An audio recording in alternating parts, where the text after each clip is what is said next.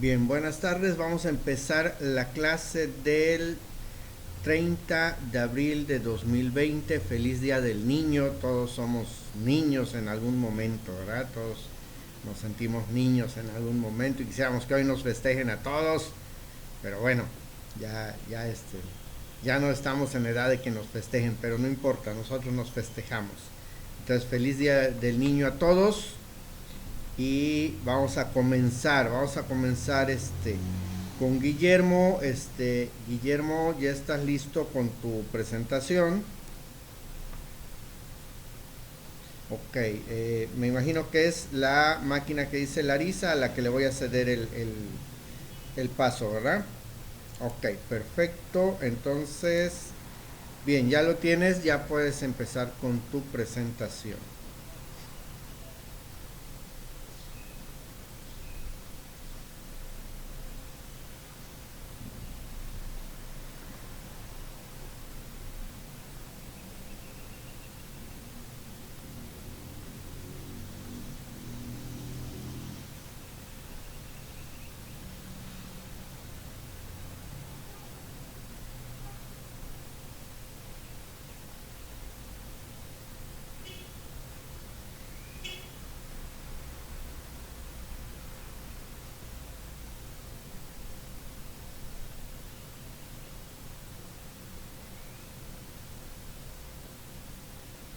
Ok, hasta ahorita no escucho nada, ¿eh?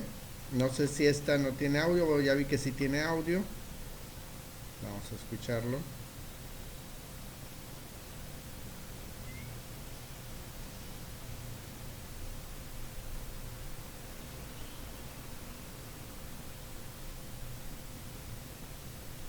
No, no se escucha nada.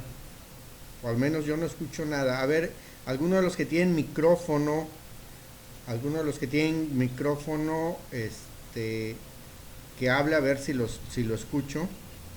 Que active su micrófono y hable a ver si lo escucho.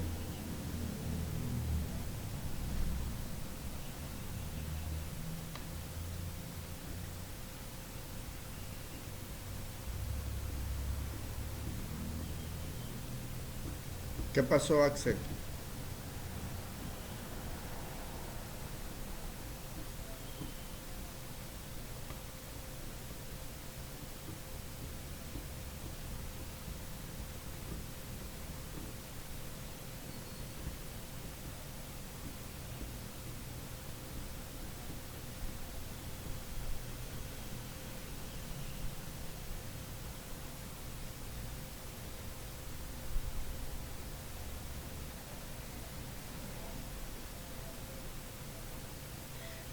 Los videos que yo les he puesto mediante la presentación, ¿no los han escuchado?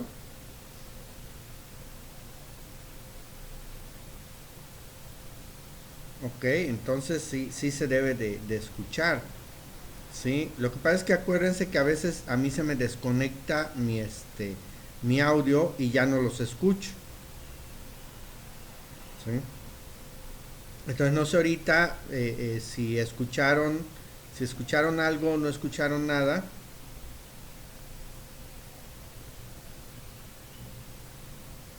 Por eso me gustaría de los que tienen micrófono que lo activen tantito nada más para que yo pueda saber si tengo la capacidad de escucharlos o tengo que reconectar mi audio, desconectar y volver a conectar mi audio. Ah, ok. Sí, sí escucho bien, sí escucho bien. Ok.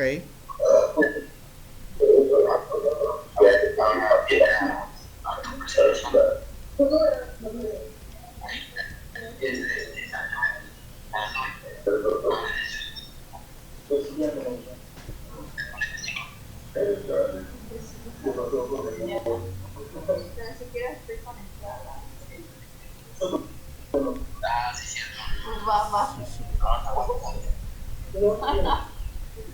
Ok.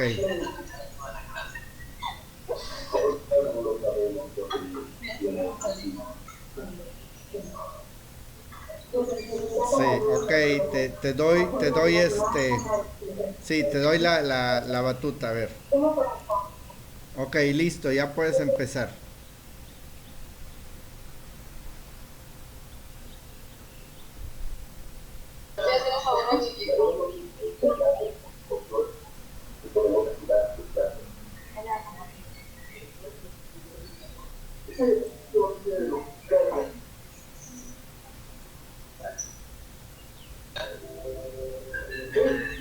Pero comparte la pantalla.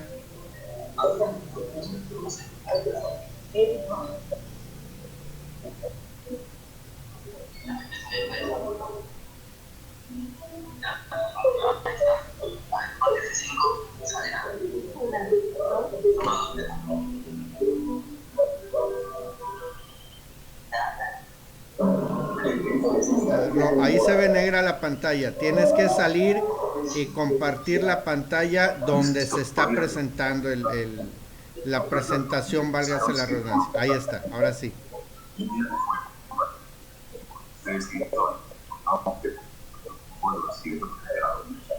A una segunda posición, en beneficio de la segunda, Centro y Vaga, y más adelante, por supuesto, los Racing.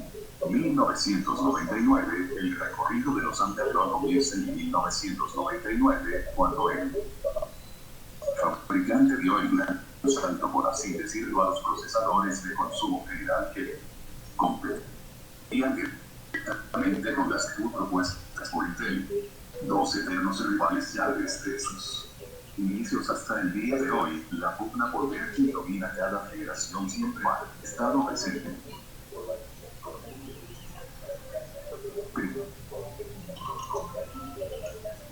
AMD Athlon sujeta. Los AMD Athlon se conocen por el nombre en clave K7Y, posteriormente K75, tratándose de unidades que estaban en el rango de los 500 a 700 MHz. La primera especificación es de los 1000 MHz en los K75. De esta forma se convirtió en el primer procesador de escritorio capaz de superar el PHZ. Todavía en este entonces eran procesadores muy similares a los Intel. De hecho, se conectaba a un socket llamado SIOTA, mecánicamente idéntico al utilizado por los Intel 2130, aunque los voltajes y funcionamiento de pines sí que eran distintos. Estos procesadores tenían un troquel de 250 nm, que posteriormente bajaría a 180 nm de los K75 Pluto-Ion. Underground Thunderbird 1 GHz. Tras el K7 vino el núcleo Thunderbird, con un proceso de fabricación que continuaba siendo el 180 nm y que se estrenó a mediados del 2000, que lejano parece a día de hoy. Eran procesadores con arquitectura x86 como los anteriores y posteriores, ofreciendo un rango de frecuencias entre los 600 MHz y 1,4 GHz de las unidades que aparecieron en 2001.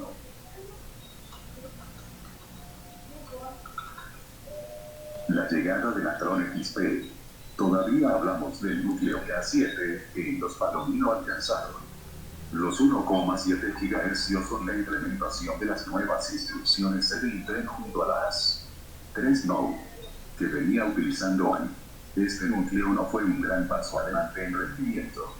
Respecto del Thunderbird, pasamos a la cuarta generación lanzada en 2002, que continuaba utilizando el socket A, aunque la velocidad se aumentó a los 1,8 GHz y el proceso de fabricación disminuyó a los 130 nm.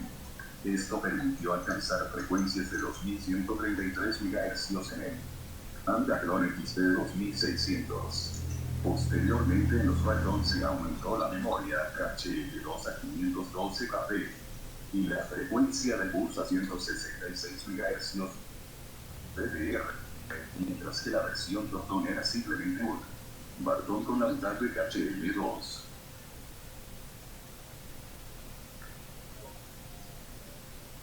Underground 64X2. Llegamos al 2003, una época de grandes cambios en los procesadores de escritorio con la llegada de la arquitectura de 64 bits. Con ella todo cambió ya que llegó a los 65 nm en sus Underground 64, 3500 más y 3800 más con arquitectura fina. Se trataba de la octava generación de procesadores de ARM, en donde se implementaba el conjunto de instrucciones al 64 junto a NMX, C/2 tercios, 3 Node, ITX y también el soporte para virtualización. Por primera vez, AMD ganó la partida entera en esta arquitectura de 64 bits. De hecho, Colquiet fue el inicio del control de frecuencia dinámica de bases para mejorar el consumo y temperaturas. También fueron los primeros en integrar el controlador de memoria dentro del display.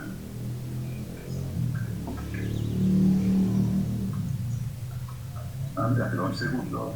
Esta generación lanzadas en 2007 incluyen bastantes modelos Y, familias de procesadores entre los que están los Opteron, Phenom FX, X3, X4, Sempron, Turion y como no, Adron, concretamente la serie 6, 4 y Adron centésimo segundo que incluye V2 y 4 núcleos de prestaciones intermedias. No contaban con memoria caché de 3 y los de rendimiento.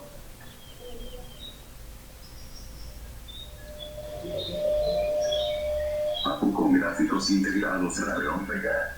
Se trata de una que integra los procesadores para escritorio y portátiles de gama de entrada.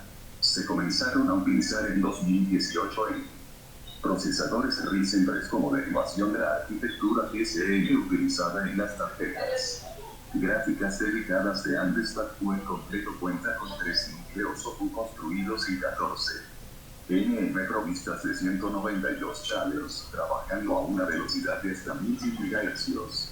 El TDP se sitúa entre los 26 y 25W y utilizará parte de la memoria Random RAM, concretamente soporta memorias de tipo DDR4, 2. Arquitectura RAM RIG. Es un modelo de doble núcleo y 4 hilos con un precio de renta de derribo. Los dos núcleos del Athlon 200G funcionan a una frecuencia de reloj fija de 2 GHz, sin ningún tipo de turbo. Este procesador incluye 5 MB de caché en total y una curva de ON integrada incluye solo 3 unidades de cómputo, lo que se traduce en 192 channels.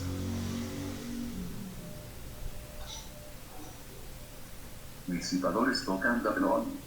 Radeon Vega 3 trabajando a 1000 MHz y soportando salida de video 4K 60 FPS bajo interfaz Video DisplayPort integrada directamente en las placas base. Esto deja bien claro que es un input recomendada para equipos económicos en los que no se prevé implementar gráficos dedicados. Raven RIG móvil Picasso y Dalí. A los procesadores de escritorio Android debemos sumarle las variantes para portátiles, que en la actualidad se basan en un nodo basado en arquitectura Raven RIG 14NN y que conoceremos por Picasso en los nuevos Athlon de la serie 3000. Pero una nueva iteración estaría casi preparada, tratándose de los nuevos nodos con arquitectura Dalí que dotarían a estos Athlon móviles de proceso de fabricación. El 7NN al igual lo Renault y para el Ryzen móvil.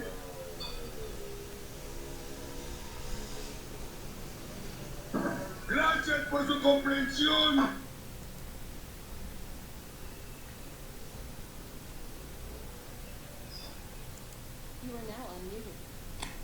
Ok, bueno, dos observaciones, Guillermo. Una, habían partes de tu texto que no se alcanzan a leer por el fondo. Tienes que tener cuidado con eso. O sea, es buena tu idea, así como pusiste en imágenes y todo, pero hay que tener cuidado con ello para que el color que usas para la fuente resalte, ¿sí? O a lo mejor ponerle algún efecto como un iluminado en un tono que contraste para que se alcance a leer, porque hay partes que por el color del fondo no se alcanzan a leer, ¿sí? Sobre todo donde utilizaste el color amarillo para la fuente, ¿sí? Y cuando utilicemos los moduladores de voz, cuando los utilicemos, a veces hay que hacer cosas diferentes. O sea, si pones el texto tal cual, te lo lee de una cierta forma. Por ejemplo, donde tienes AMD, te dice AMD. Entonces, si no estás siguiendo con la lectura el audio, no lo entiendes bien, ¿no? ¿Qué es lo que tienes que hacer? Escribirlo, poner una coma o un espacio o un enter, M, pero escribir M, para que lea M, y luego poner DE para que lea D. ¿Sí? Eso mejora el audio. Le pusiste puntos, pero por ejemplo en AMD no lo hiciste, lo dejaste tal cual. Sí, yo he probado, yo he trabajado con emuladores de voz y esa es la forma de hacerlo. Aparte del punto, tienes que poner la palabra, no solo la letra. O sea, para que te diga AMD, pones A punto, espacio, M, la palabra M, M, punto, espacio, la palabra D, o sea, D. Así sí te va a leer AMD. No se va a ver, sí, por eso, no te estoy llamando la atención, te estoy haciendo observaciones para que mejores, ¿sí? De los errores aprendemos, si no nos equivocamos, pues no aprendemos cosas nuevas, ¿no? Y obviamente, pues no, si yo no te digo nada, pues de qué sirve, ¿no? O sea, para eso estamos, para ir mejorando. Entonces, por eso te digo, cuando uses esos emuladores, hay ciertas palabras o ciertas cosas que tenemos que hacer, cambiarle el texto original para que lo lea. Ese texto no se va a ver que tú lo cambiaste, pero sí sí se va a entender bien cuando lo lea el emulador de voz. ¿Ok? Entonces eso va a mejorar muchísimo tu presentación. Igual muchas palabritas, igual los números, muchas veces mejor escribir el número con letras para que lea con letras y no lea el número completo, correcto, porque a veces no lo lee de la manera que esperamos que lo lea, ¿sí? Entonces a veces, no siempre, hay que ponerlo así con números. Por ejemplo, cuando pones 2 con romanos, te dice segundo. Entonces, si le escribes la palabra 2, ya te lee 2. En lugar de poner el 2 con romanos, le pones la palabra 2, D-O-S, 2. Entonces ya te lee 2. ¿Sí? En donde decía 600 plus, el emulador te lee 600 más porque es el signo más. Entonces ahí le cambias y le pones plus, pero se lo escribes así, P-L-O-S. Por si lo escribes como se debe de escribir plus, pues te va a leer plus porque está leyendo en español. Entonces P-L-O-S, plus, para que te lo lea, ¿no? Son detalles que hay que tener cuidado, nada más, ¿vale? Entonces, muy bien, tu creatividad, veo que eres admirador de los Simpson. Pues bueno, cada quien sus gustos, ¿verdad? Ok.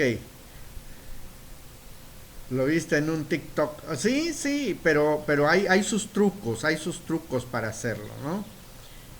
No creas que te enseñan todo, ¿no? Ok, Brice, ¿estás lista para que yo te ceda el mando?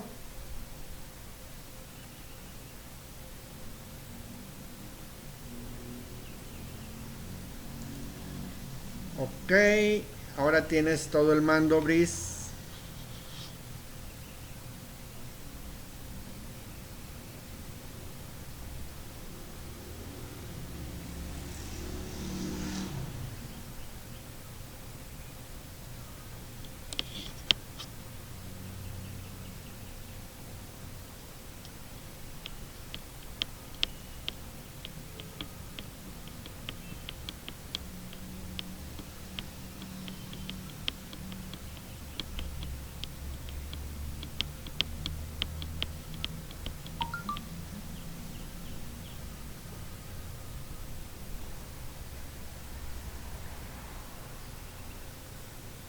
Sí, sí se ve, Brice, sí se ve.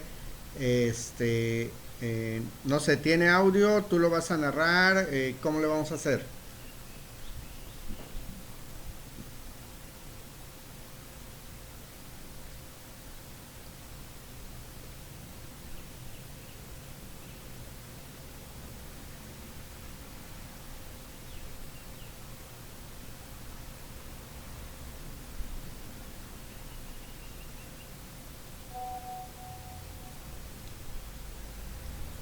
Bueno, tiene ay, Brice, ¿cómo te va a dar pena? Sí, eh, no, sí, sí, lo tienes que ir narrando o leyendo incluso, ¿no? Lo puedes ir leyendo, pero pues hay que darle, o le hubieras puesto audio, como te decía, como les dije ayer, que le pusieran audio, sí, pero sí, sí hay que ir leyéndolo, no puede pasar así en silencio la presentación.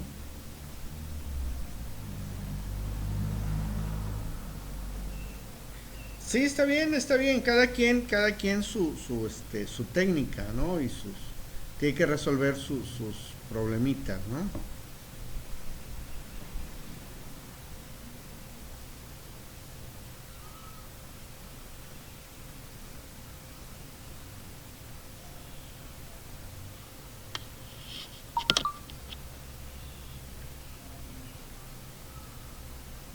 No, Brice, no te escucho, tienes que activar tu micrófono, hija. Tienes que activar tu micrófono. Ajá, no tienes activado tu micrófono. En la parte de abajo tienes el icono, debes de tener el icono del micrófono. Ahí dale clic para que se active. Solo tienes el audio, o sea, los audífonos.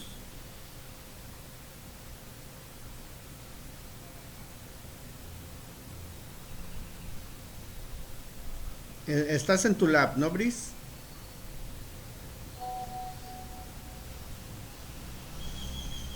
No estás en tu lab.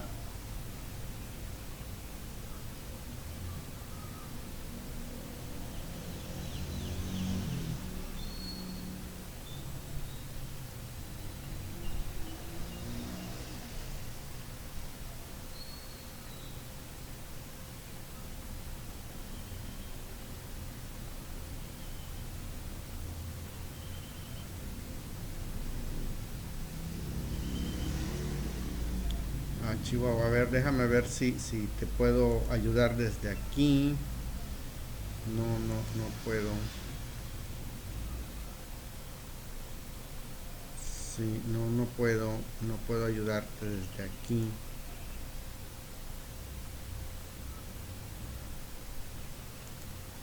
Sí, tendrías que desconectarte y volverte a conectar para ver que se active tu micrófono, Brice, porque sí tiene micrófono tu laptop, ¿no? Profe, Sí, acabo de explicarlo más o menos que cuando entras a la videoconferencia, a la sala, te, te pide cómo quieres entrar, como con micrófono o solo escuchar. Si le presionas solo escuchar o si le presionó solo escuchar, sí, no le va a dar opción de micrófono. Tiene que volver a cargar la página y entrar con el micrófono para sí, que le por jale eso, el micrófono de allí. sí, por eso le estoy diciendo que se desconecte y se vuelva a conectar. No es Sí. necesario salirse de la sala, solo necesitas volver a cargar la página si está en la lab. Bueno, también, sí, volver a cargar la página y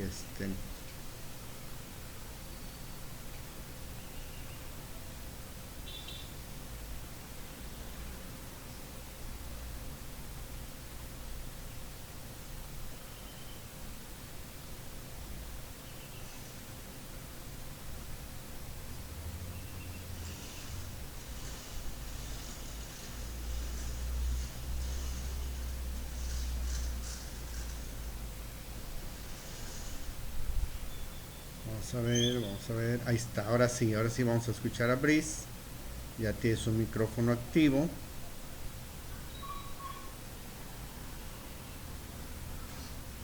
Ahora sí, comparte tu pantalla, Brice.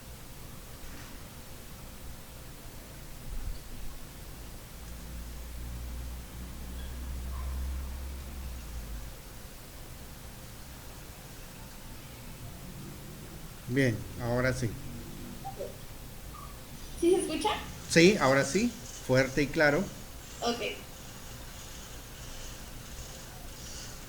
El Ryzen 3032G es un procesador de nivel de entrada excelente. Sus núcleos gráficos Vega integrados son mucho más capaces que los gráficos HD de Intel y el núcleo del procesador Zen Plus.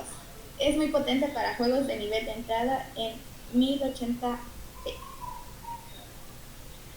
El Ryzen 3600 tiene 6 núcleos y 12 hilos. Puede aumentar hasta 4. No recuerdo cómo se pronuncia eso, sorry. Gigahertz. En un solo núcleo. Ok. Y con grandes mejoras en las instrucciones por reloj. Y la eficiencia adicional del proceso de 7 nanómetros. Ese procesador es mucho más impresionante que su contraparte de última generación. Ryzen 7300X admite 16 subprocesos gracias a multi-threading para una productividad de cargas de trabajo increíblemente rápida, y también tiende a ser un poco más rápido que 3600 en los juegos. El Ryzen 2700X es una generación de una alternativa más barata con una gran velocidad de reloj y 8 núcleos propios, pero se destaca notablemente por las detrás de 3700X en todas las pruebas multiproceso, excepto las más exigentes.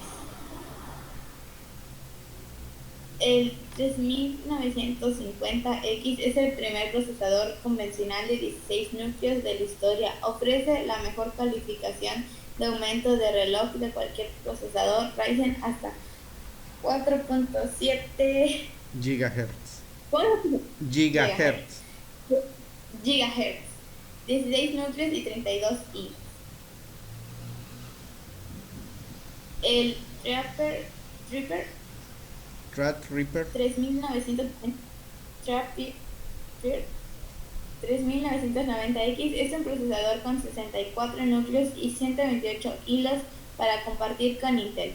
Este procesador es más potente de AMD. Ok, muy bien. Muy bien. Okay. Bueno, tomo la batuta nuevamente. Ok, muy bien, muy bien. Como vieron, ¿quién abrió el mercado a 16 núcleos?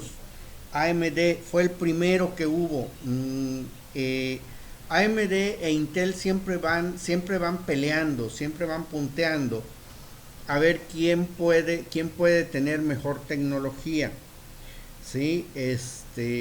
Dejaron fuera a otras fábricas como PowerPC, como Cyrix, los dejaron fuera de la competencia entre los procesadores para PC, y ahorita los que están a la cabeza son Intel y AMD, y entre ellos están compitiendo, ¿no?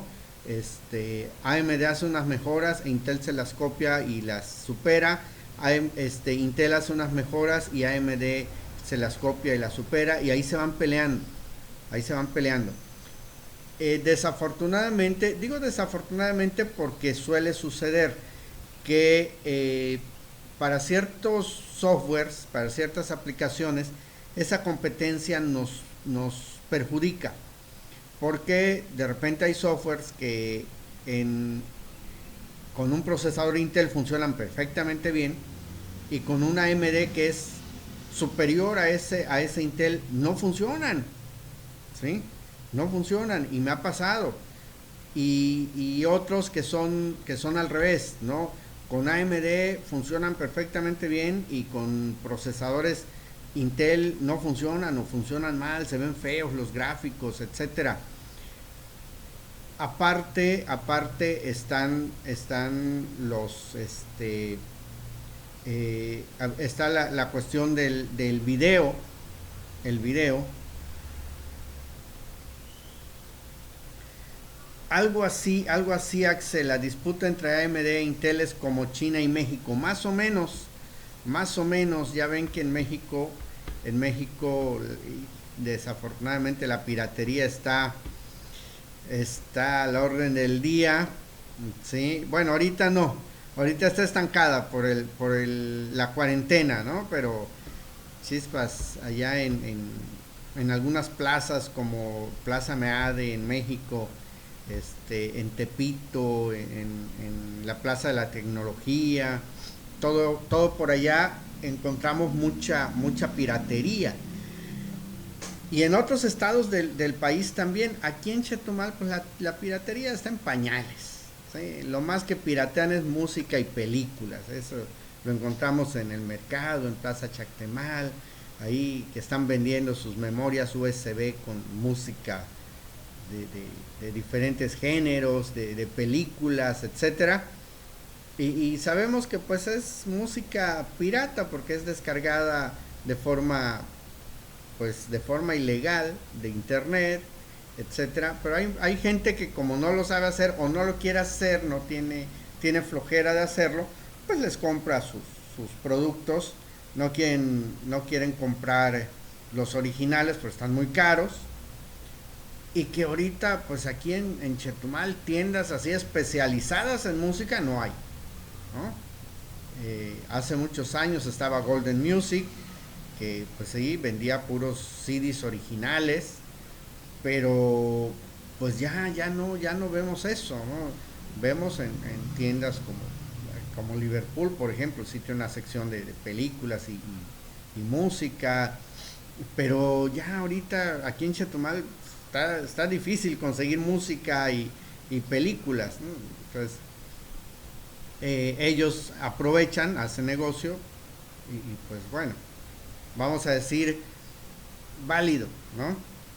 Vamos a decirlo, es diferente a estar asaltando y violando, robando ahí con violencia y todo eso, ¿no? Entonces, bueno, preferible que lo hagan así. Cuando viene la policía les avisan, ahí viene la policía y bueno, se esconden todos, ¿no? Pero porque saben que es ilegal, es un negocio ilegalmente legal, ¿no? Pero porque están establecidos, todo el mundo lo sabe, y nada más cuando hay operativo es que los fastidian, pero hasta los mismos policías van y compran allá. Cuando no hay operativo, llega el policía, les compra y ahí anda en la patrulla escuchando esa música, ¿no? Entonces, así nos las gastamos los mexicanos, ¿no? Pero sí, la disputa entre Intel y AMD es muy fuerte, es por el mercado internacional, ¿sí? Ellos sí están peleando por el mercado internacional, a ver qué productos hacen mejor. Incluso se dice que Intel y Microsoft tienen convenio, ¿sí? Se dice que tienen convenio y se habló de un convenio Wintel, o sea, Windows más Intel, muchos años, pero después hubo un problema ahí entre Microsoft e Intel, cuando apareció el Windows XP, que era pues mejor. Mucha gente sigue diciendo que es la mejor versión de Windows que ha salido, y hay quienes se niegan a dejar de usar el Windows XP. El procesador que salió especialmente para ese Windows fue el Athlon XP. Precisamente se llamaba Athlon XP y traía precargadas funciones que aceleraban el uso del Windows XP y el Office XP, porque también salió la versión de Office XP, ¿sí? Entonces, bueno, el trabajo de AMD fue pues excelente, porque si el Windows XP lo cargábamos en una computadora con un Pentium 4, perdón, con un Pentium 3, que era el que estaba en ese momento, con un Pentium 3, y lo cargábamos con un Athlon XP. Pues obviamente cargaba mucho más rápido en el Athlon XP. E hicimos la prueba. Yo estaba de gerente en una empresa que vendía equipo de cómputo en la zona libre, y ahí hicimos la prueba. Montamos dos máquinas pues con características muy muy similares, unas con Intel, uno con Intel y otro con AMD. De hecho, Intel estaba un poquitito arriba de AMD, y las prendíamos primero el de Intel y luego el de AMD, o sea, por 1 o 2 segundos de diferencia, y cargaba primero el de AMD y después cargaba el de Intel. O sea, sí era mucho más rápido, sí se notaba mucho la diferencia entre AMD e Intel en la versión XP con el Windows XP. Obviamente después fueron saliendo otros procesadores, fueron mejorando y todo.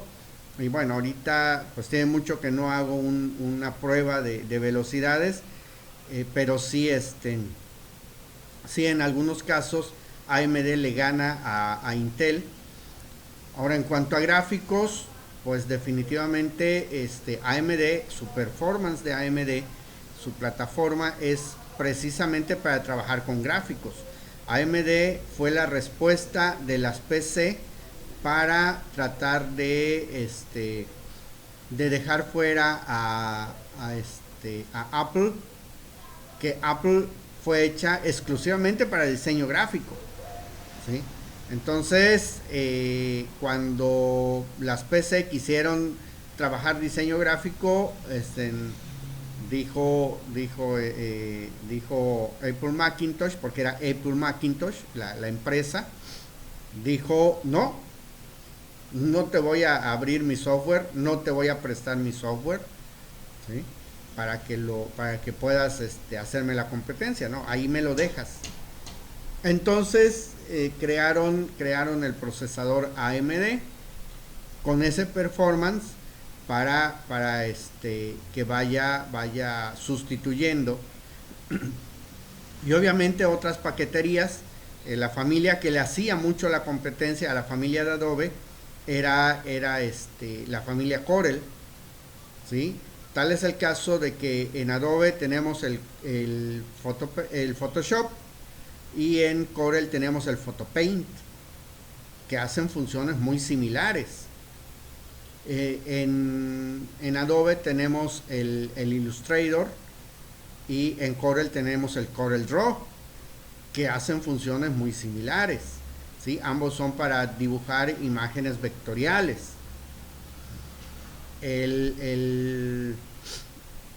Tenemos en Adobe tenemos el Animate, y en Corel podemos crear animaciones con el Photopaint, y tiene otra herramienta que se llama Rave, que también es para manejar videos. Entonces, combinando Rave y Photopaint, haces tus animaciones.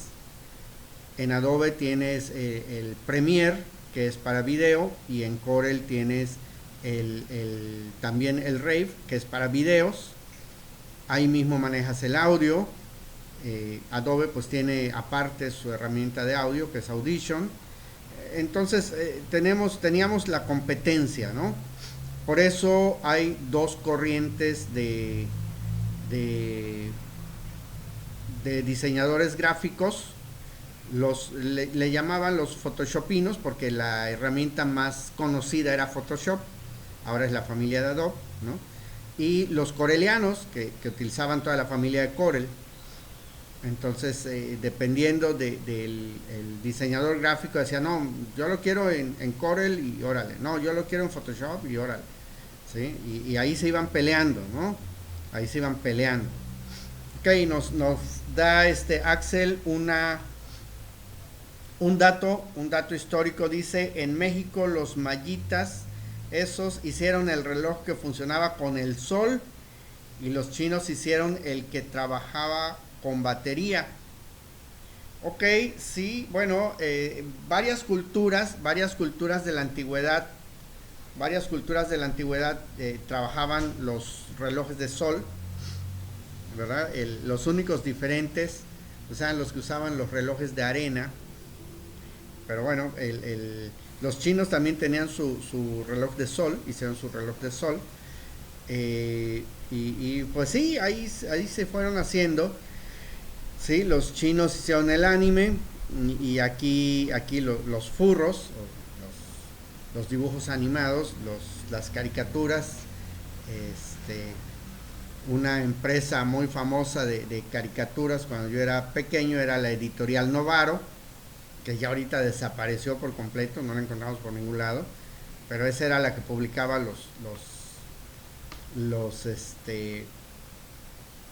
lo que publica ahorita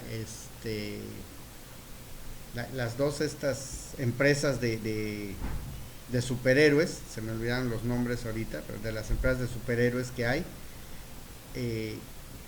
era Editorial Novaro la que los publicaba, y aparte las otras caricaturas de la familia Burrón y todos ellos, que eran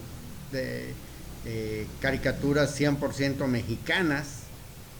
¿Sí? Y sí, así es, así como China y México compiten en muchas cosas, bueno, AMD e Intel compiten entre ellos para poder tener la ventaja, ¿no? ¿Quiénes resultan beneficiados a final de cuentas? Pues los usuarios finales, ¿sí? Porque cada empresa trata de ir mejorando y decirle, mira, yo soy el mejor, ¿sí? Y pues bueno, el usuario final es el que obtiene la ventaja. Bien, vamos a ver un poco sobre las velocidades de los procesadores, lo que es la velocidad interna del procesador. Entonces les voy a compartir un documento que está en Word.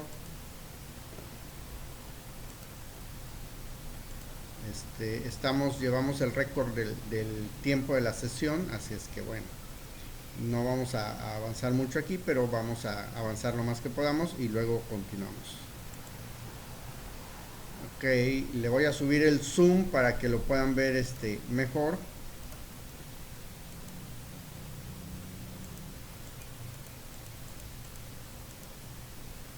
Ok, dice velocidad interna del procesador. La velocidad internet es casi siempre lo más llamativo cuando miramos un procesador.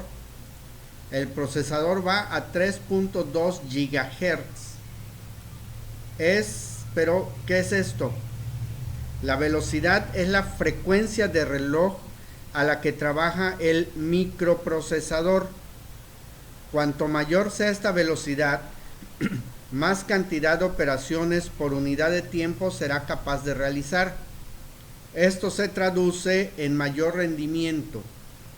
Por eso mismo existe la memoria caché para acelerar la toma de datos por parte del procesador, para hacer siempre el máximo de operaciones por unidad de tiempo. ¿Sí? ¿Qué son los gigahertz? Ya que es una palabrita que nos ha estado atormentando en las presentaciones y en la información que hemos estado viendo. Bien, gigahertz, bueno, gigahertz es un submúltiplo de megahertz, que a su vez es un submúltiplo de kilohertz, que a la vez es un múltiplo de kilohertz, que a su vez es un múltiplo de hertz. ¿Sí? ¿Qué son los hertz o los hercios? Bien, los hertz o los hercios no es otra cosa más que un ciclo. Un hertz es un ciclo. Entonces es cuando inicia y termina algo. Es un ciclo. Eso es un hertz. Antes se le llamaba ciclos. Ahora se le llama hertz. ¿Todo por qué? porque fue un señor de apellido Hertz el que descubrió que eran ciclos, y entonces por eso le pusieron de nombre Hertz o hercios, ¿sí? Pero es lo mismo, son ciclos. Entonces si decimos gigaciclos es correcto, porque es lo mismo. Gigahertz o gigaciclos es lo mismo. Entonces, un ciclo, un kilociclo, un megaciclo, un gigaciclo, ¿sí? O un hertz, un kilohertz, un megahertz, un gigahertz, ¿ok?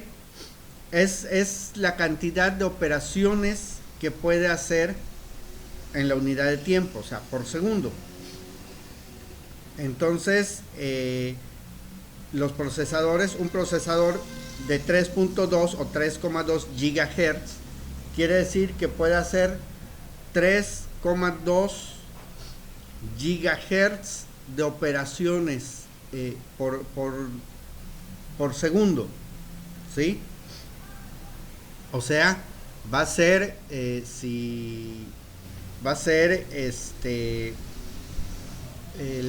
hertz por mil, o sea, 3,2 veces lo que hace 1000 por 1000 por 1000, y ese es el número de operaciones que puede hacer ese procesador por segundo, ¿ok? Para que hagan números y se den cuenta. Dice, esta frecuencia de reloj viene dada por una señal de onda cuadrada periódica. El tiempo máximo para hacer una operación es de un periodo. El periodo es la inversa de la frecuencia. Ok, vamos a ver la imagen 11. Esta es la imagen, ¿sí?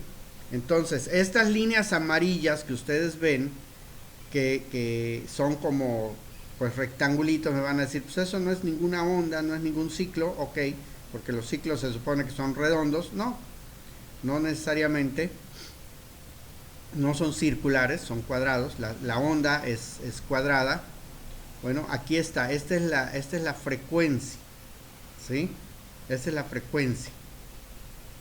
Ok, estas son las mediciones. Aquí dice que es de 19.928 kilohertz esta imagen, ¿sí? Trabaja con 8.8 voltios, son 2 canales a 10.0 cada canal, ¿sí?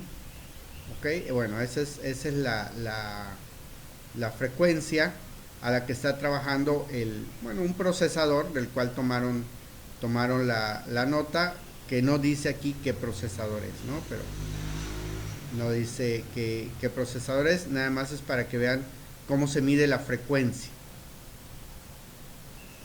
Dice, pero no todo es velocidad. Hay muchos componentes que influyen en la velocidad de un procesador. Si, por ejemplo, tenemos un procesador de 4 núcleos a 1,8 GHz y otro de un solo núcleo a 4.0 GHz, es seguro que el de 4 núcleos es más rápido,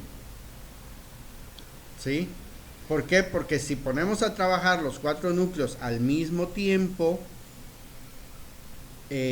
pues obviamente va a poder hacer más operaciones que el de un solo núcleo a 4.0 GHz.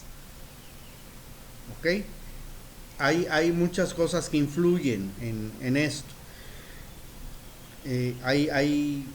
Influye también la velocidad del bus, el espacio libre en disco duro, la frecuencia de la memoria RAM, etcétera. Ya, como veíamos en la clase de ayer, hay varias cosas que influyen, ¿no?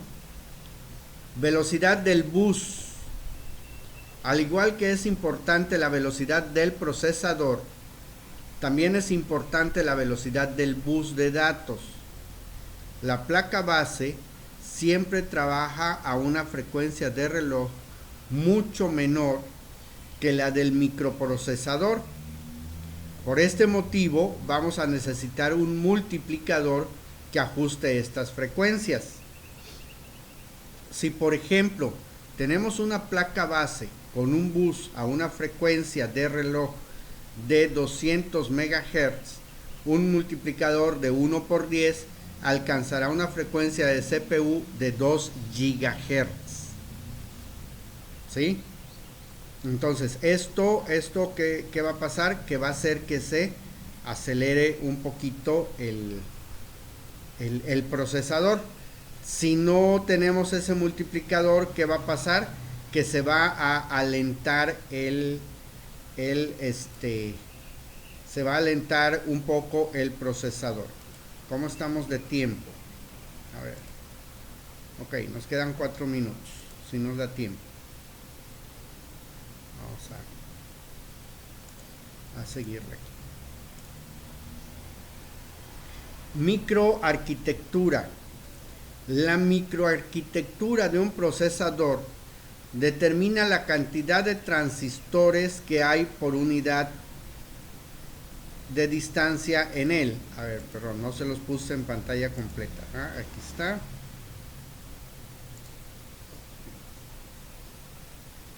Esta unidad se mide actualmente en nanómetros. Mientras menor sea, mayor cantidad de transistores se podrá introducir y, por tanto, mayor cantidad de elementos y circuitos integrados se podrán albergar. Esto influye directamente en el consumo de energía. Dispositivos más pequeños necesitarán un menor flujo de electrones, por lo que menor será la cantidad de energía necesaria para hacer las mismas funciones que en una microarquitectura de mayor tamaño. O sea, aquí tenemos, dice, si aquí está, Metal Gate,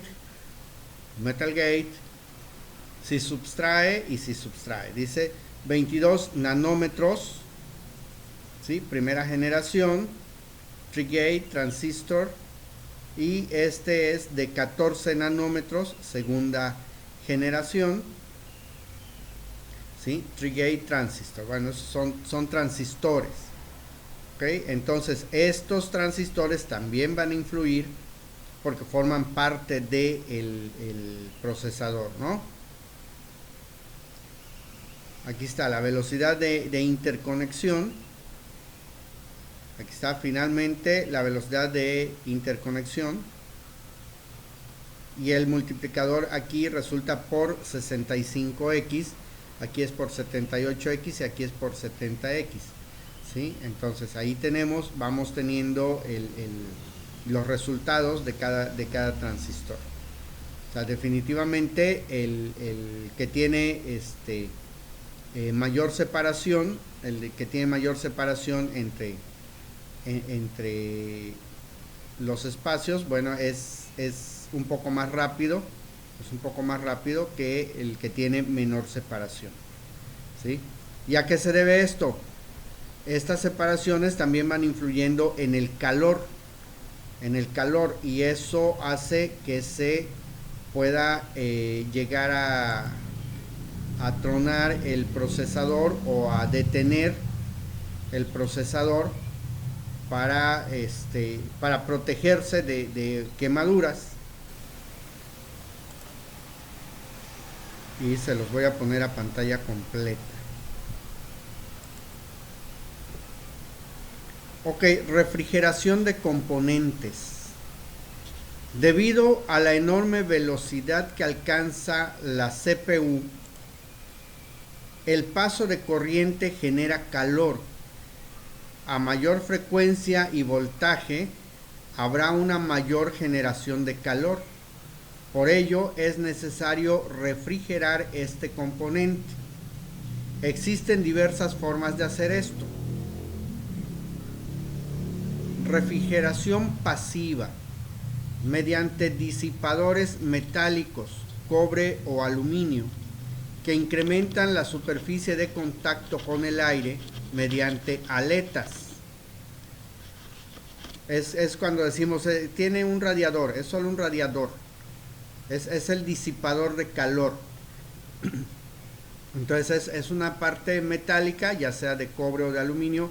La mayor parte de las veces vemos que es aluminio, en algunas ocasiones yo llegué a ver unos coolers marca Volcano que tienen un alma de cobre y el resto es de aluminio, y esos son súper efectivos para enfriar al procesador, ¿no? Refrigeración activa. Además del disipador, también se coloca un ventilador para proporcionar un flujo de aire forzado entre las aletas del elemento pasivo. ¿Sí? Entonces, bueno, aquí tenemos un diseño, un modelo, pues, que difícilmente creo que hayan visto físicamente uno de ellos, ¿sí? Porque por lo general los que conocemos solo traen un ventilador y están en la parte de arriba. Está en la parte de arriba y la parte de abajo es sólida y es la que hace contacto con el procesador. Sin embargo, cuando salieron los procesadores Pentium 2, que eran de cartucho, cada cartucho podía traer un disipador de calor, de algunos solo el disipador, algunos traían con un ventilador, con 2 ventiladores y hasta con 3 ventiladores, ¿sí? No porque se calentaran mucho, sino por el diseño que tenía, hacía que el enfriamiento fuera un poco más complicado, porque por la posición del cartucho, el resto de calor que despide la tarjeta madre, pues le llegaba todo al cartucho. Entonces le poníamos hasta 3 ventiladores. Habían disipadores de calor para Pentium 3 hasta con 3 ventiladores, ¿sí? Era una exageración, pero lo necesitaban. Hay unos de refrigeración líquida. Dice, consta de un circuito compuesto por una bomba y un radiador aleteado. Se hace circular el agua por un bloque situado en la CPU. El elemento líquido recoge el calor generado y lo transporta hasta el radiador, que mediante ventilación forzada disipa el calor, disminuyendo nuevamente la temperatura del líquido. Algunos procesadores incluyen disipador. Normalmente no son nada del otro mundo, pero sirven para echar a andar el PC y mejorarlo al tiempo. Cuando un procesador se calienta, antes cuando un procesador se calentaba, se quemaba. Entonces, dentro de su misma construcción, de su misma interfaz interna, le pusieron unos transistores que detectan el calor, y cuando sobrepasa cierta temperatura desconectan al procesador, ¿sí? Como que le cortan la corriente. Entonces, en ese momento, al ya no tener corriente, el procesador se enfría y nuevamente se reconecta. Es cuando ese puede ser uno de los motivos por los cuales nuestra computadora se esté reseteando. O sea, se apaga y se vuelve a encender, se apaga y se vuelve a encender. Eso es resetearse, rebootearse, ¿sí? ¿Qué es lo que está pasando? A lo mejor el enfriador, el cooler, no tiene la potencia suficiente y entonces se rebasa la temperatura y se rebootea. A lo mejor lo puede sostener un tiempo, pero le gana la temperatura y boom, se vuelve a rebootear. Es cuando podemos trabajar un rato y se nos apaga. Y seguimos trabajando un rato y boom, se nos vuelve a apagar, ¿no? Trabajamos como media hora, 1 hora y boom, se rebootea la máquina solita. ¿Es problema de enfriamiento? Bueno, puede ser. Es una de las causas. Es una de las causas. Hay otras causas que vamos a ver más adelante, pero esa es una de las causas. Otra de las causas puede ser que no esté bien colocado, y entonces no hace buen contacto con el procesador y no lo está enfriando correctamente. Hay que revisar que esté bien colocado. En otras ocasiones puede ser que esté falseando uno de los cablecitos y se desconecta de los cablecitos que mueven el ventilador del disipador. Entonces puede ser que por esos cablecitos que están falseando se desconecta y pues se calienta el procesador y se apaga, ¿no? En lo que se apaga y deja de girar el ventilador, la vibración que se genera hace que se vuelva a conectar el cablecito, porque solo está falseando, no está totalmente separado, está semi separado, y vuelve a arrancar y vuelve a pasar el aire y vuelve a enfriar el procesador y se vuelve a prender la máquina, ¿sí? O sea, hay muchas cosas, pero mucho tiene que ver el enfriamiento. Para que una computadora trabaje bien, el procesador debe estar a cierta temperatura. Tampoco es conveniente tener el procesador siempre helado. No es conveniente, porque entonces eso va a generar otro tipo de problemas, como es la humedad, y entonces ahí se puede generar que se queme el procesador por humedad, o que se queme algún componente de la tarjeta madre por humedad. Entonces tampoco hay que ser exagerados en el enfriamiento del procesador. Tiene que estar a ciertas temperaturas. Cada procesador trae sus indicaciones de temperatura mínima y temperatura máxima a la que debe de trabajar. Por eso es importante leer el manual, y cuando estemos configurando el BIOS de la computadora, marcarle los parámetros de temperatura, o decirle que los detecte automáticamente, porque también tiene esa capacidad de detectarlos automáticamente y fijarlos. Y entonces eso nos va a dar una fluidez en nuestro trabajo en la computadora. Ok. Dice refrigeración por heat pipes.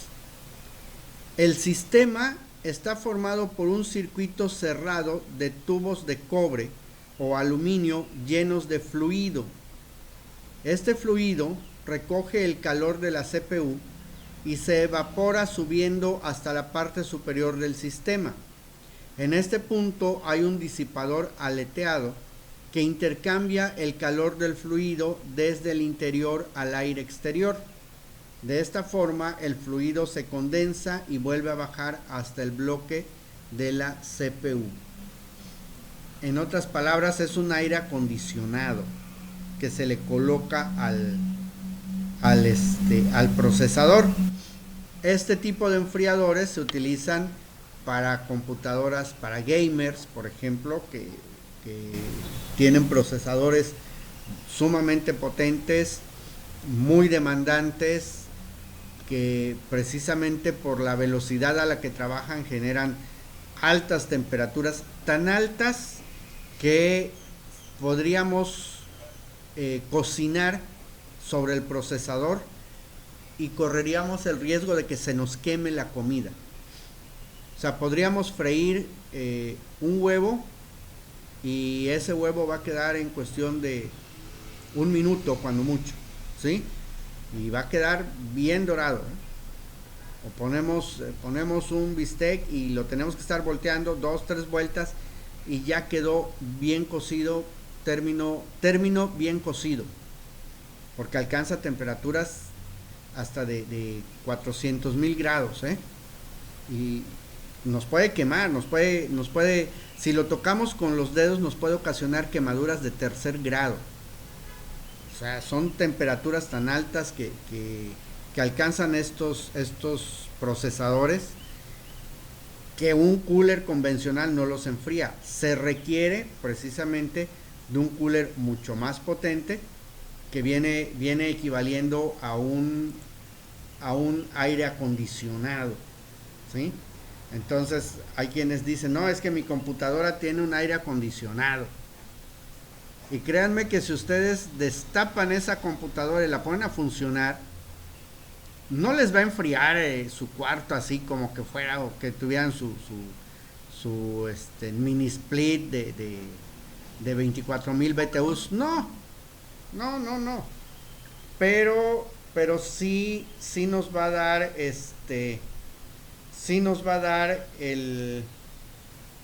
sí nos va a dar un cierto fresco. Donde estemos cerca de la computadora, sí se va a sentir un poquito de fresco, ¿sí? De hecho, bueno, vamos a ver si nos da tiempo de que podamos construir unos aires acondicionados individuales. No sé si han visto en la tele que anuncian unos aires acondicionados personales, que lo llevas de un lado a otro, de la habitación, y te dice que te mantiene fresco el área donde tú estás, etcétera. Y bueno, a ver si nos da tiempo en este curso, les enseño a fabricarlo, ¿no? Si nos da chance lo fabricamos, y vean que no es la octava maravilla del mundo, no es todo lo que dicen ellos, pero sí es muy cómodo, sobre todo para aquellos que somos delicados de la nariz. Por ejemplo, a mí no me puede dar el aire del ventilador directo a la cara, porque se me tapa la nariz y me da una especie de gripa, es una alergia así horrible, ¿no? Que hasta temperatura me ha llegado a dar por eso, ¿sí? Y me tardo 2-3 días con eso, pero es por el aire, me lastima. Y bueno, ahorita hace un rato estaba yo descansando, hace bastante calor, y mientras hacía yo otras cosas estaba descansando y puse el ventilador y me fastidió un poquito la nariz, ¿no? A mí no me puede dar el aire directo. En cambio estos equipos, si los pones a un ladito de ti y va refrescando, se siente el ambiente fresco, ¿no? No, repito, no te da frío, no es como que estés en el aire acondicionado de 24,000 BTUs, no, pero sí te ayuda un poquito a refrescarte. Ok, ¿alguna duda hasta ahí?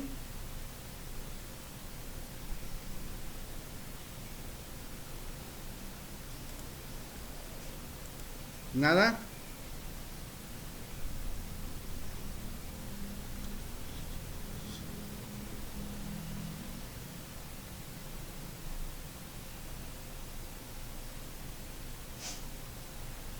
Ninguna, ok.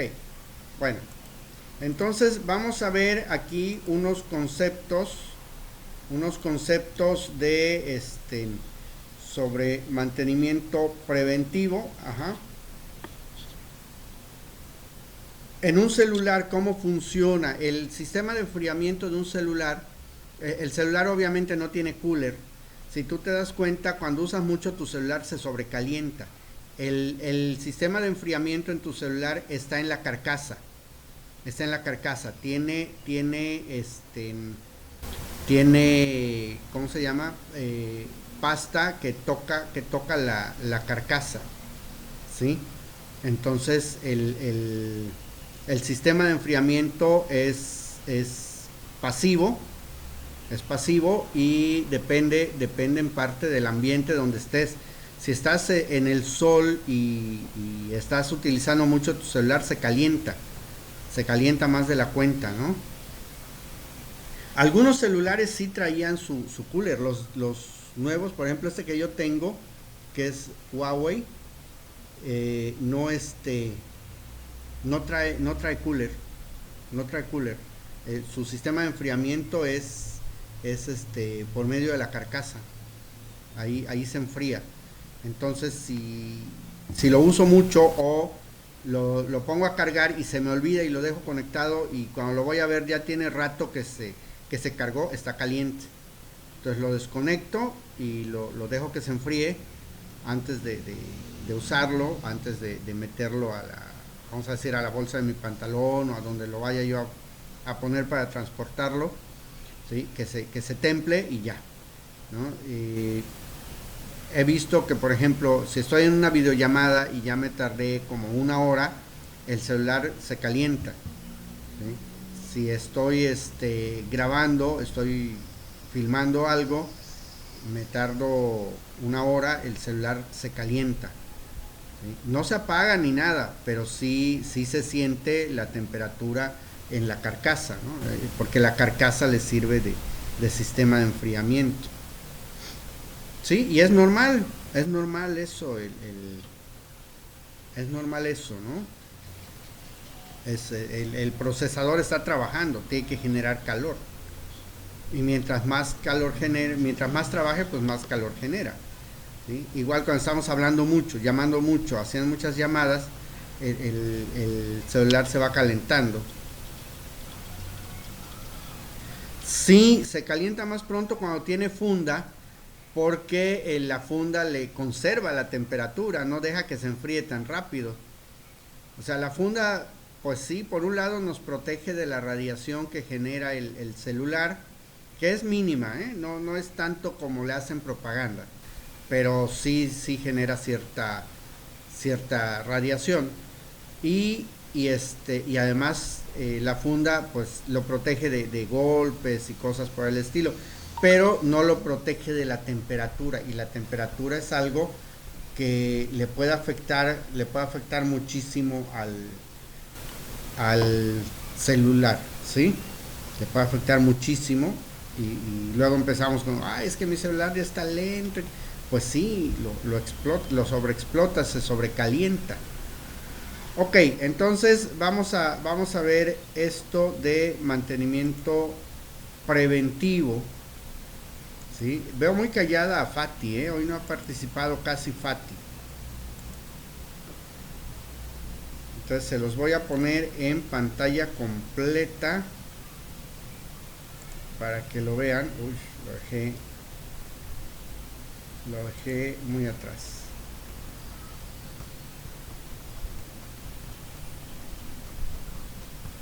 Ok, aquí debimos haber empezado. Bien, entonces aquí empezamos. Mantenimiento de computadoras, introducción. Se dice, cuando se habla de mantenimiento de una computadora, se refiere a las medidas y acciones que se toman para mantenerla funcionando adecuadamente, sin que el equipo trabaje de manera inestable, o sea, se trabe o se reinicie, lo que decíamos hace un ratito, ¿no? O emita mensajes de error con frecuencia. Existen dos tipos de mantenimiento que se le pueden aplicar a una computadora. Aquel que se le aplica a una PC, mantenimiento preventivo, aquel que se le aplica a una PC para evitar futuros errores y problemas técnicos, como por ejemplo buscar y eliminar virus del disco duro, buscar y corregir errores lógicos y físicos en el disco, desfragmentar el disco, limpiar la tarjeta madre y demás tarjetas para evitar fallas técnicas por el polvo, etc. Aquí hay algo muy importante. El disco duro, como es un plato que está girando constantemente, los archivos no se van grabando en orden, se van grabando en desorden. Windows tiene un programa que se llama Desfragmentador, es una herramienta de mantenimiento que nos permite ver el mapa de cómo está fragmentado nuestro disco duro. ¿Qué hace el desfragmentador? Lo que hace es ir acomodando los fragmentos de los archivos para ponerlos todos juntos en sectores contiguos. ¿Para qué? Para que el cabezal pueda leer mucho más rápido el archivo. Eso agiliza el uso de la computadora, agiliza el encuentro de los archivos, la lectura de los archivos, etc. Pero no dura mucho tiempo, porque cuando empezamos a grabar nuevamente, empieza nuevamente a cambiar de sectores los archivitos, las actualizaciones que hagamos de cada archivo. Y el proceso de defragmentar dura muchísimo, dependiendo del tamaño de nuestro disco duro. Me gustaba más el modelo de mapa de desfragmentador que tenía, por ejemplo, el Windows 98. Era un poco más claro, era un poco más gráfico. Ahorita es un poco más moderno, pero nos muestra el gráfico, como que ya no nos muestra tanto la parte defragmentada, ¿no? O la parte fragmentada. me gustaba más cómo se veía antes. Ahorita ya no se ve igual. Sin embargo, sí es algo que todavía se utilice para los discos tradicionales, el disco de rotación, o sea, el disco que va girando, no para los discos duros de estado sólido. Los discos de estado sólido no se fragmentan, el archivo se escribe completo en un sector pegadito, no cambia, no va por partes, porque el disco no tiene movimiento, es fijo. Entonces eso lo hace mucho más rápido que el disco tradicional, que el disco de rotación, ¿sí? Entonces esta parte de la fragmentación y defragmentación se aplica a los discos tradicionales, los de rotación, no a los de estado sólido. Mantenimiento correctivo, aquel que está orientado al diagnóstico y reparación del equipo cuando se presenta un problema técnico. Por ejemplo, ayer me trajeron 2 computadoras para reparar. Una, nada más se había desconfigurado el Wi-Fi y fue cuestión de un ratito la configuración y listo, quedó rápido. La otra, estaba dañado el disco duro, ya no lo reconocía la computadora, y entonces hay que cambiarlo. Bueno, de hecho al rato, ahorita que termine la clase, vamos a terminar de repararlo. Ya me trajeron el disco duro, ya hay que ponerlo, hay que formatearlo, hay que hacer un chorro de cosas, ¿no? Pero se lo vamos a cambiar, porque el disco duro que tenía era tradicional y le vamos a poner uno de estado sólido. Ese disco de estado sólido va a hacer que la computadora funcione mucho más rápido, ¿sí? O tal vez no mucho, pero sí más rápido que el disco duro tradicional. Más adelante vamos a ver un video donde comparamos 3 tipos de discos: el disco tradicional, un disco híbrido que es parte tradicional y parte estado sólido, y un disco de estado sólido, y van a ver que trabaja mucho más rápido el disco de estado sólido. Ok, esto es lo que conforma a grandes rasgos una computadora. Son los dispositivos internos del gabinete o carcasa, mal llamado CPU, porque el CPU es el procesador, ¿sí? El procesador es la unidad central de procesamiento, es el que es realmente el CPU, ¿sí? Entonces aquí vemos que tenemos gabinete, unidades ópticas que vendrían siendo el CD-ROM, el CD-Writer, el DVD-ROM, etcétera, ¿no? Los lectores de tarjeta, los lectores de disquete. Tenemos ahí abajo, dice disco duro. Tenemos la tarjeta madre, que bueno, ya estuvimos trabajando sobre una tarjeta madre, ya la vimos, ya la conocemos. Tarjeta de audio, tarjeta de gráficos, que sería una tarjeta de video, memoria, procesador. El otro dice CPU cooler, o sea, es el enfriador del procesador. El cooler es el disipador con el ventilador juntos, ¿sí? A eso le llamamos cooler. Fuente de poder.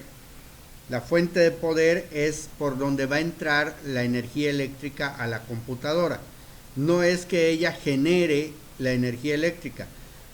La fuente de poder recibe la corriente alterna que tenemos en nuestra casa, por ejemplo 110, y lo convierte a corriente directa, ¿sí? Y va a lanzar diferentes voltajes. La mayoría de ellos oscilan entre 5 voltios y 12 voltios. Vamos a ver que la fuente de poder tiene una serie de cables de colores, y cada color representa un valor de voltaje. Entonces, dependiendo del valor de voltaje, es la parte que va a estar alimentando a la computadora. Y el procesador trabaja con 12 voltios, tiene un cable amarillo y un cable negro, bueno, 2 cables amarillos y 2 cables negros. Cada cable negro es tierra y los amarillos son los que llevan 12 voltios. Vamos a ver que el disco duro tradicional trabaja con 12 voltios y puede trabajar con 5 voltios, dependiendo de si es tecnología IDE o tecnología SATA. ¿Sí? Y vamos a ir viendo esos detallitos que nos pueden servir de mucho, porque a veces decimos, no, pues la fuente está buena, la fuente prende, así, pero ¿te está dando el voltaje que necesitas realmente? Porque a lo mejor la fuente sí funciona, sí gira, pero no te está dando el voltaje que requiere tu equipo. Entonces hay que cambiar la fuente de poder y poner una pues más potente para que pueda alimentar bien a todo el equipo. ¿Sí? Ojo con eso, no basta con que arranque la fuente, hay que ver que esté dando la potencia que debe, ¿no? Y aquí tenemos tarjeta madre, microprocesador, memoria RAM, disco duro, tarjeta de video, tarjeta de sonido, tarjeta de red, fax modem, puertos de comunicación o conexión y fuente de poder. Bueno, son a grandes rasgos los componentes que van dentro del gabinete o carcasa. Tarjeta madre o principal, ya decíamos que es la tarjeta electrónica en la que están conectados todos los componentes, ¿sí? Tiene una serie de circuitos y funciones que van a hacer que trabajen todas las partes de la computadora, o sea, la memoria, el chipset, las tarjetas de expansión, la tarjeta de video, la tarjeta de red, y todo para que trabaje con el procesador, ¿sí? Hay diferentes distribuciones, no todas las tarjetas están en la misma distribución, hay diferentes, ¿no? Entonces, cada tarjeta tiene su diseño. Y si las vemos son como una pequeña ciudad, fíjense bien, y vean que parece una pequeña ciudad la tarjeta madre, ¿no?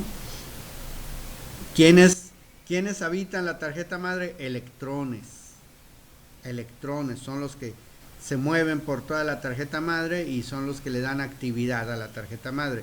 Hagan de cuenta que nosotros los ciudadanos somos los electrones dentro de la ciudad, y si nos quedamos todos en casa como ahorita, pues la ciudad se ve triste, apagada, ¿no? Cuando salimos a la calle todos y estamos haciendo compras y paseando y todo, pues se ve con vida la ciudad. Bueno, así es la tarjeta madre. Cuando prendemos la computadora, todos los electrones salen a pasear y le dan vida a la tarjeta madre. Cuando apagamos la computadora, todos los electrones entran en cuarentena y se quedan guardaditos, escondiditos, ¿ok? Bueno, aquí tenemos un modelo de tarjeta madre. Es una G1 Killer, que pues es de Gigabyte. Se supone que es una tarjeta para videojuegos. No es precisamente para una CPU gamer, ¿sí? O una PC gamer, pero sí es un modelo que es muy efectivo para videojuegos, ¿sí? Es para, vamos a decir, especial para videojuegos. Es como para poner en un negocio de videojuegos y que los chavos que van a los videojuegos queden contentos. No es para los que se pasan todo el día jugando y entran a competencias internacionales y todo eso, no. Pero sí es muy buena, muy efectiva. Dice, conexiones del panel trasero. Ya vimos las conexiones del panel trasero, ¿verdad? Son los puertos de conexión de los dispositivos periféricos que complementan la computadora y que principalmente se utilizan para introducir o sacar la información de la misma. Por ejemplo, teclado, ratón, monitor, impresora, bocinas, micrófono, etcétera. Decíamos el conector de internet, el RJ45, los puertos USB, los puertos de audio, etcétera, ¿no? Todos ellos. Y aquí está, este es el backplate o la parte trasera, el panel trasero de la tarjeta que les mostré anteriormente. Y vean que solo tiene un puerto PS2. El puerto PS2 es donde se conecta, en este caso, o teclado o mouse. Porque se supone que ya está diseñado para utilizar teclados y mouse USB. Entonces vean que junto al puerto PS2, abajito, están dos puertos USB. En ese puerto PS2, si conecto un teclado, lo reconoce. Si conecto un mouse, lo reconoce. O sea, lo que yo conecte va a reconocer. Pero preferentemente va a trabajar con conexiones USB. El puerto VGA y el puerto DVI. El puerto DVI, los puertos DVI ya habían quedado obsoletos. Habían desaparecido y ahora están volviendo a aparecer con nueva tecnología. Estos son para conectar pantallas, conectar cañones, conectar otras fuentes de visualización. Tenemos también el puerto HDMI. El puerto HDMI o los puertos HDMI son los puertos que se utilizan también principalmente para las pantallas planas. Entonces hay laptops que ya no traen su puerto VGA a un lado, sino traen su puerto HDMI nada más, para que de ahí se pueda sacar la audio y video de la computadora hacia una pantalla. ¿Sí? Tenemos más puertos USB. Tenemos el puerto LAN, que es el de internet, es el conector para introducir el RJ45, acompañado de más puertos USB. Y los puertos de sonido, aquí vemos que tenemos 6, no 3 como la tarjeta que estuvimos estudiando. Esta tiene 6. Esto quiere decir que es un equipo, puede tener un audio estereofónico, o sea, 2 canales de audio de salida, 2 canales de audio de entrada y 2 auxiliares para mejorar todavía la captura de sonido, ¿sí? Microprocesador, se le conoce como el cerebro de la computadora, ya que es un circuito electrónico que actúa como unidad central de proceso, CPU, proporcionando el control de todas las operaciones o acciones que realiza la computadora. ¿Ok? Entonces esto confirma y reafirma lo que les he estado diciendo. El procesador es la unidad central de proceso, es el CPU, es el que va a hacer todo el proceso, ¿sí?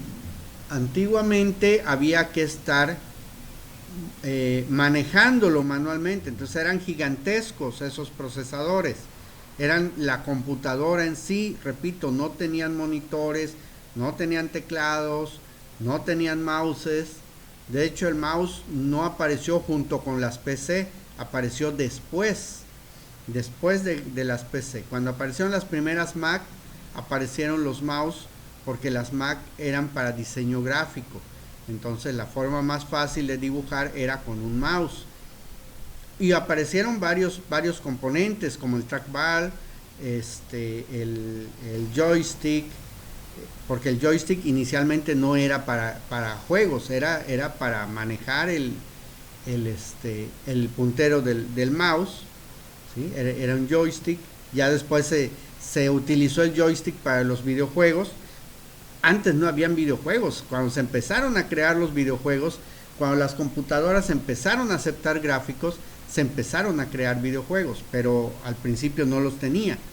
Entonces no habían muchas de las cosas que ahorita utilizamos, y que a lo mejor no nos cabe en la cabeza pensar que una computadora no tenga monitor. Por Dios, es esencial, ¿no? Eso decimos, eso pensamos, pero no. Las computadoras antiguas no tenían monitor. El monitor apareció con las PC. Ahí apareció el monitor, cuando empezaron a trabajar ya con las PC.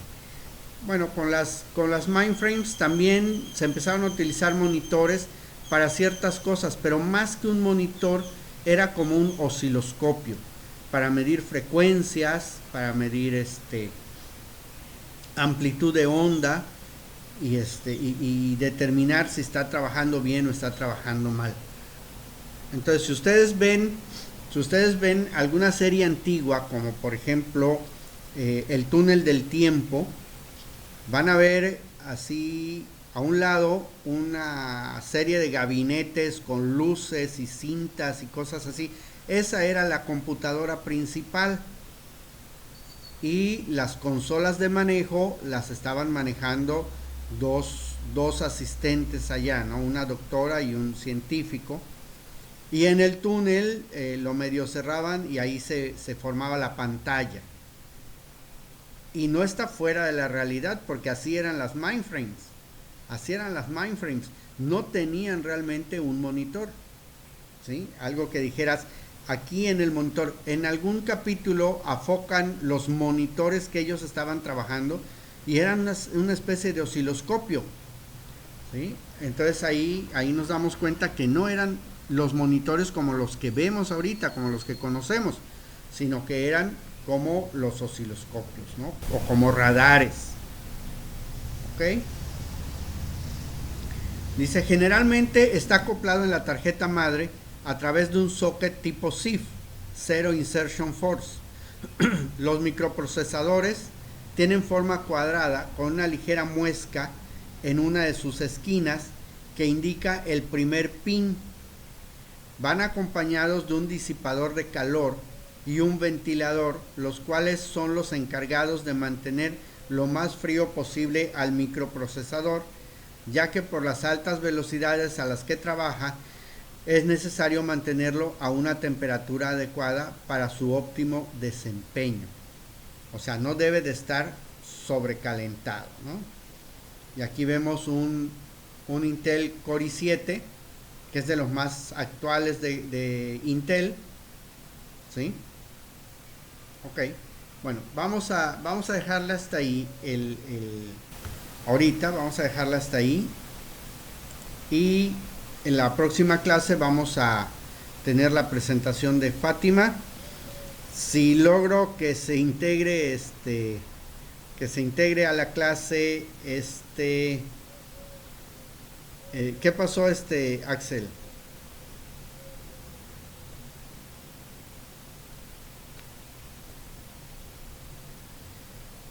El monitor no suplantó a nada. El monitor no suplantó a nada.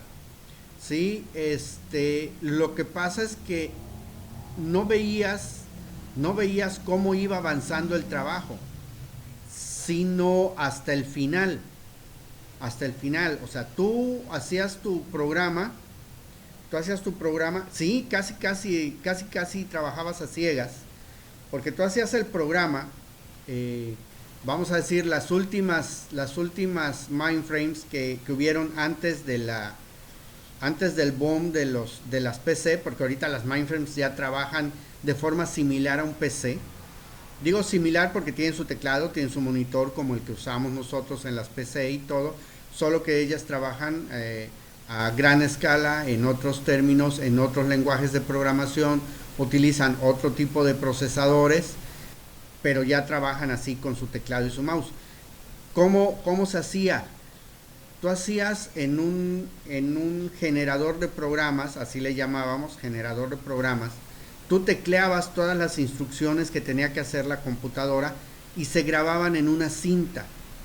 Entonces tú colocabas la cinta en el mismo generador de programas, ponías la cinta a tiempo, en queue, le decíamos, ponla en queue, y ya una vez que estaba en el punto de inicio, la pasábamos a la computadora y la insertábamos en la computadora y la poníamos a funcionar.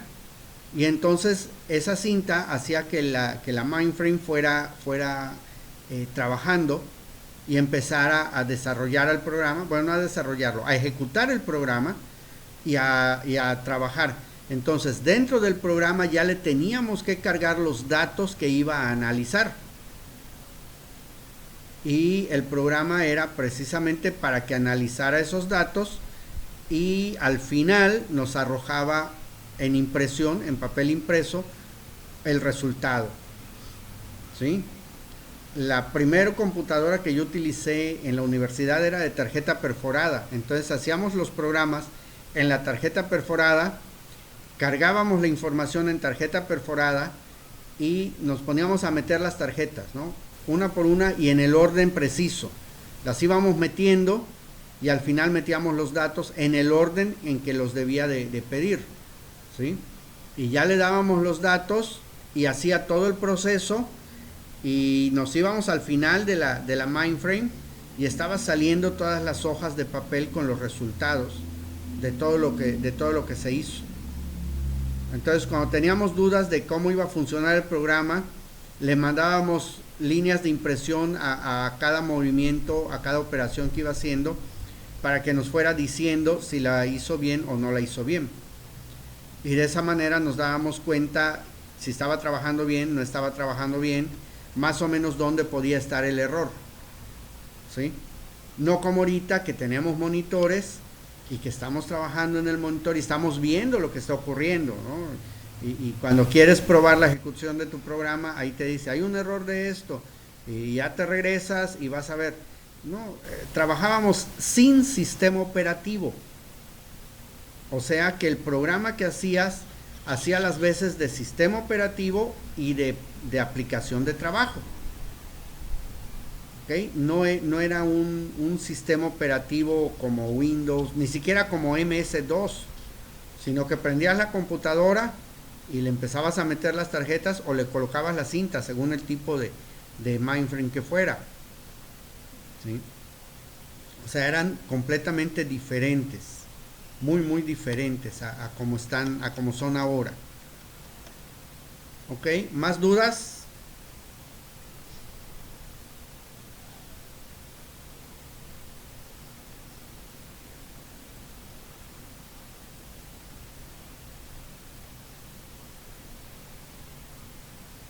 Ok, sí, dentro de algunos años, 2, 3 generaciones, ya esta información de las mainframes, de cómo funcionaban y todo, pues se van a perder, se va a perder esa información. ¿Por qué? Porque tal vez alguien por ahí la recuerde, alguien de ustedes diga, bueno, mi maestro me contaba esto. Y algún descendiente de ustedes, alguien que haya escuchado eso, va a decir, mi papá me decía que el maestro le decía esto, pero lo van a tomar como fantasía, van a decir, no es cierto, eso no es cierto, son puros cuentos, son leyendas. No, afortunadamente yo lo viví, yo puedo dar testimonio. El proyecto final del módulo pasado, sí, me lo envían vía WhatsApp para que yo lo revise y ya les pueda asignar su calificación. ¿Sí? Conforme lo vayan terminando, me lo van enviando al WhatsApp, porque si me lo mandan por correo no les va a dejar.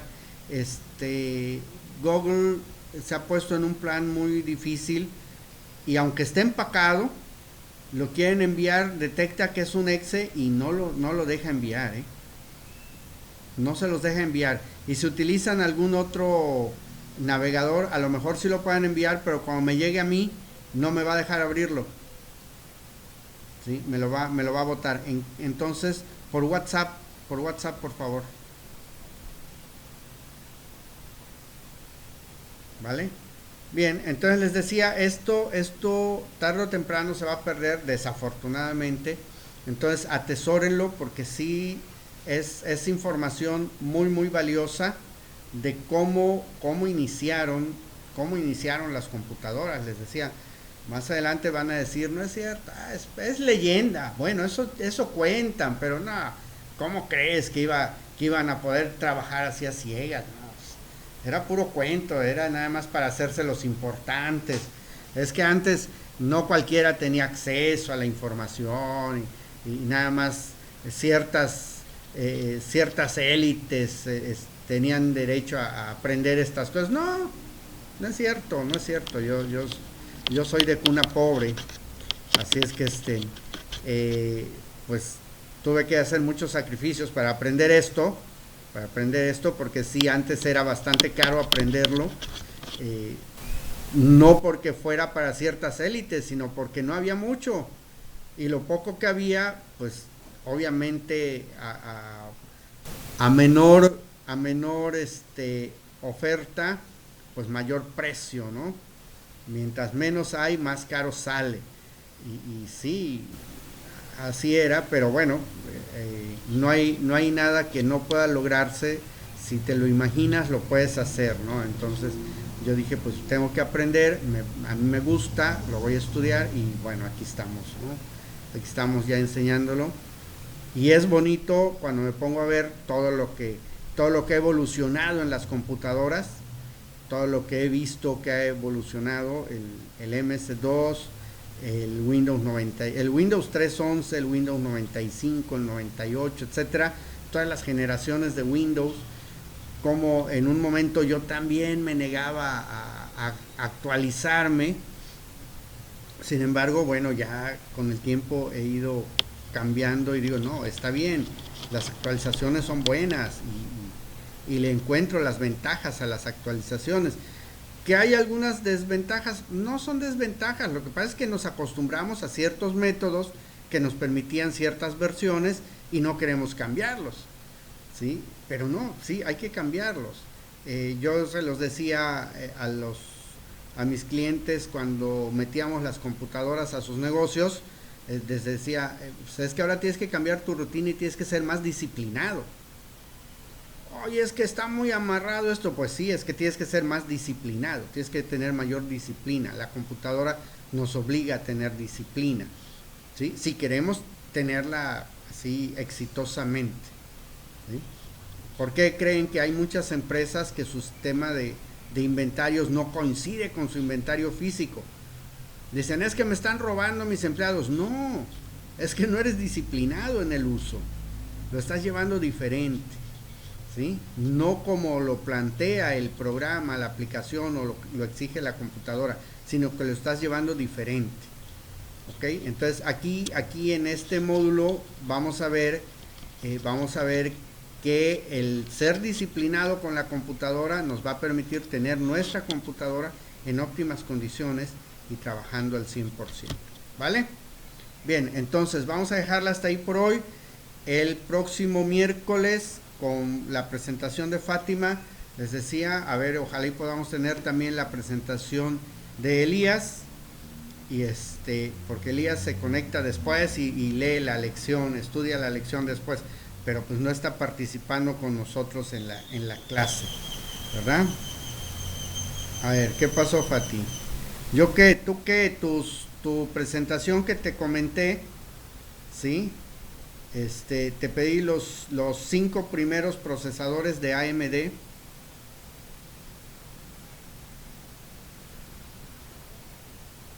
Ajá, ok. Tu presentación, así como la que hicieron hoy Guillermo y Brisset, ¿vale?